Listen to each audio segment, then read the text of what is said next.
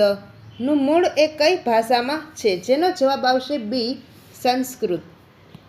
શિક્ષણ માનવને આત્મવિશ્વાસુ અને નિસ્વાર્થી બનાવે છે. આ વિધાન કયા શાસ્ત્રમાં દર્શાવ્યું છે? જેનો જવાબ આવશે બી, બાઇબલ.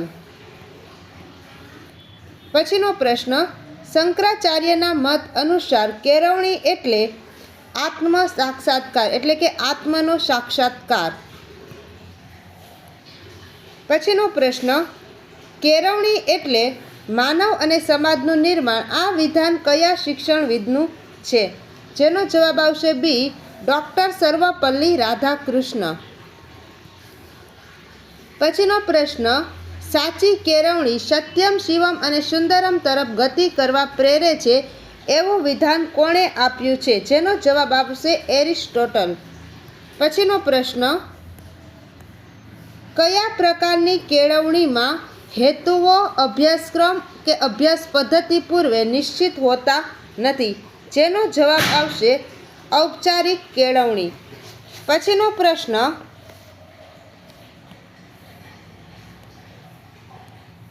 જ્હોન ડ્યુઈના મતે કેળવણી એ કયા 3 ધ્રુવો પર આધારિત છે? જેનો જવાબ આવશે શિક્ષક, વિદ્યાર્થી અને સમાજ. પછીનો પ્રશ્ન છે, કેળવણી એ દ્વિધ્રુવી પ્રક્રિયા છે એવું વિધાન આપનાર શિક્ષક ચિંતક કોણ હતા? જેનો જવાબ આવશે એ, જ્હોન એડમ્સ. પછીનો પ્રશ્ન, એજ્યુકેશન શબ્દ એ કોના પરથી ઉતરી આવ્યો છે? જેનો જવાબ આવશે એ, એજ્યુકેર પરથી. ત્યારબાદ પ્રશ્ન, શા વિદ્યાયા વિમુક્તયેનું ઉદ્ભવ સ્થાન કયું છે? જેનો જવાબ આવશે બી, ઉપનિષદ.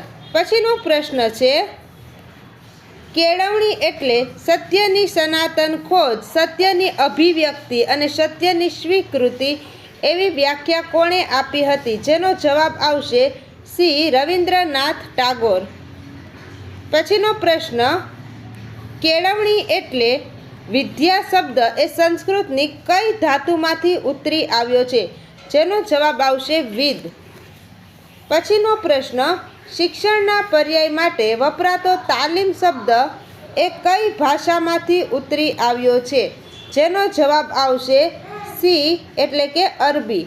પછીનો પ્રશ્ન છે, કેળવણીના કયા પ્રકારના ચોક્કસ નિયમો, વહીવટી માળખું, સંચાલન તંત્ર ગોઠવાયેલું હોય છે? જેનો જવાબ આવશે ઔપચારિક કેળવણી. ત્યાર પછીનો પ્રશ્ન છે, જન્મથી મૃત્યુ સુધી ભણવાની ટેવો અને વલણો વિકસાવવું એટલે શું? જેનો જવાબ આવશે બી, આજીવન શિક્ષણ. પછીનો પ્રશ્ન છે, પ્રાચીન કાળમાં કેળવણીમાં કેન્દ્રમાં કોણ હતું? જેનો જવાબ આવશે સી એટલે કે ગુરુ એટલે કે શિક્ષક. ત્યાર પછીનો પ્રશ્ન છે, વિદ્યાર્થીઓમાં સમાજ સેવાની ભાવના વિકસે એ કયો હેતુ છે? જેનો જવાબ આવશે સી, સામાજિકતાનો હેતુ. પછીનો પ્રશ્ન છે, ઔપચારિક શિક્ષણ એ જરૂરિયાત પ્રધાન, સાધન કેન્દ્રી, ઉદ્દેશ નક્કી નથી કે ડી, સમયને અનુરૂપ હોય છે? તો ઔપચારિક શિક્ષણનો મુખ્યત્વે આધાર કે એ સમયને અનુકૂળ હોય છે.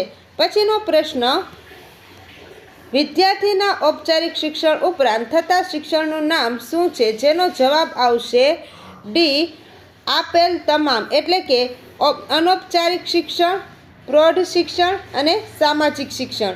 પછીનો પ્રશ્ન છે,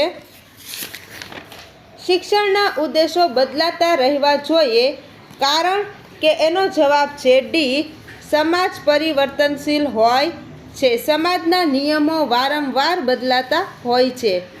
પછીનો પ્રશ્ન છે, અનૌપચારિક શિક્ષણમાં સામેલ છે? જેનો જવાબ આવશે સી, એ અને બી એટલે કે સતત શિક્ષણ અને શાળાકીય શિક્ષણ સિવાયનું શિક્ષણ. પછીનો પ્રશ્ન છે,